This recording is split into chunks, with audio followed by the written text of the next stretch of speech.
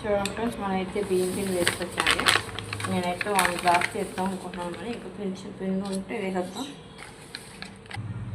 Glass తీసుకున్నాం కాబట్టి 1/4 cup శనగపిండి తీస్తున్నాను. ఇవన్నీ రెడీమేడ్ మనకి ఇంట్లోనే. కొంచెం సాల్ట్ వేద్దాం,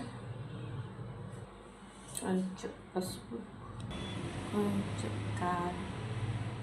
ఎదుగులోకి ఇలా టైప్లో వామ్ చాలా మంచిదండి, మనకు అదుగుదల ఇస్తుంది. ఖచ్చితంగా వేసి నువ్వులు చాలా మంచిది కాబట్టి కన్నిటిలో కొంచెం యాడ్ చేసుకుంటే మంచిది. నేను ఎక్కువ యాడ్ చేసేస్తున్నానండి.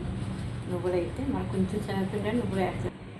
మనం గోరువెచ్చని నీళ్ళు వేస్తున్నాను. నేనైతే గోరువెచ్చని నీళ్ళతో మనం చపాతీ పిండి మాత్రమే కలుపుకోవచ్చు. చూసుకుంటూ వాటి మాదిరి మనం కలుపుకున్నామంటే మన జంతువుల పిండి పర్ఫెక్ట్గా పిండి కలిసినట్టు, లూజు కాక టైట్ కాక ఈ మాదిరిగా కలుపుకోవాలి. చూడండి ఫ్రెండ్స్, మనం అయితే దీంట్లో ఒక ముద్ద తీసుకొని జంతువులు గొట్టంగా పెట్టాలండి. దీన్ని తిప్పు ఇలా పెట్టుకోవాలి. ఆగుతున్న నూనెలో జంతువులు వేయాలి.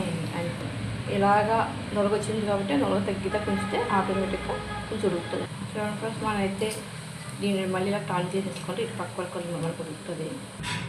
మన జంతువుగా అయితే రెడీ అయిపోయింది ఫ్రెండ్స్. తీసేసుకొని ఆయిల్ కొంచెం చూడండి. మళ్ళీ ఇంకొక పెట్టుకోవాలి, తిప్పేసుకోవచ్చు. తిప్పేసుకొని చూడండి ఫ్రెండ్స్, తిప్పుకొని ఒకసారి ఇలా టర్న్ చేసేద్దాం. అంతే అండి, మన జంతువులు అయిపోయింది. అంతే ఫ్రెండ్స్, ఇవన్నీ మనం